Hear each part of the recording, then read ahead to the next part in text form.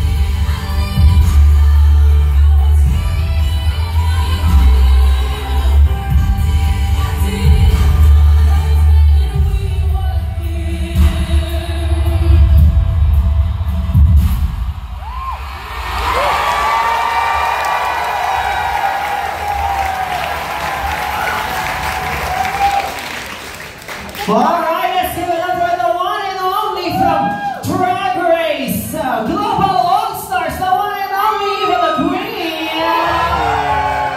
Hello! I'm the kind of man, oh my god. Aww. Wait lang nga, agad ka na. Hello, my friends. Hello, ADD12. Size 7 sa brown. Size 7 sa brown. Hi, Kat. Congratulations for making it to season 3 and welcome everyone to viewing party of season 3 of Drag Race Philippines. This is not about me. Next week pa. Wait, mamaya na. But I'm so excited to see all of you to witness her story again. It happened as the second person to ever walk in the workroom of Drag Race Philippines, and now the second person to walk the international workroom. I welcome all of you to another season of Kabaklaan na naman. It's a Drag Race season. It's always a great season. So congratulations na agad to Drag Race Philippines, Full House, our family, and we hope you guys enjoy the ride. Yes. Yes? May tanong pa Dahil dalawa lang ang mic natin, I guess ano ang feeling makita ang sarili mo magsabi ng putang ina sa trailer ng Global All-Stars? Balisa ako, nagpa-vocal coaching ka daw para sa putang inang ilan. Yes, shout out to Teacher Sweet of the company for my vocal coaching. Akala nyo, yun. Nag-vocal coaching ako. I did dance classes with Joe Abuda. I got improv classes with Baus. And Team Philippines, we did not leave any stones unturned going to the global. Pero grabe, nilabas agad nila yung Pawisan note na yun. yes, and actually, no, nga pala, not to make this about me, but to make this about me, Global All-Stars is going to be premiering on August 16. That's next week. Yes. Yes. And we'd like to invite everyone to the premiere happening at Halang Pasigueño. For tickets, you can visit tinyurl.com/globaldomination. And you cannot miss the, I think I can safely already say it, no, we're dropping 2 all-new episodes on that day. So, pag po tayo sa premiere, isipin niyo lang nanood kayo ng Avengers movie. Okay. 2 episodes are gonna drop on that day, so you can't miss it. We'll have celebrities, all my drag sisters, brothers, kids are invited there. So we'll see. Sana pumunta si Mama Pao. Sana. Also invited our family at Drag Race Philippines. Rafa will be there. Confirmed. And everyone got Karen, and we're just very, very happy. It's high time to do drag in the Philippines. From here to there. Oh my God, we've come so far. So malakpakan natin. Global Domination is definitely going to be one of the biggest drag events this year, so you should definitely not miss out on that. And that is it for Eva the Queen. Palakpakan po natin. Because after this, she is gonna do press for Global All-Stars. So she is the mouthpiece of the international franchise. Palakpakan po natin Eva the Queen, everyone.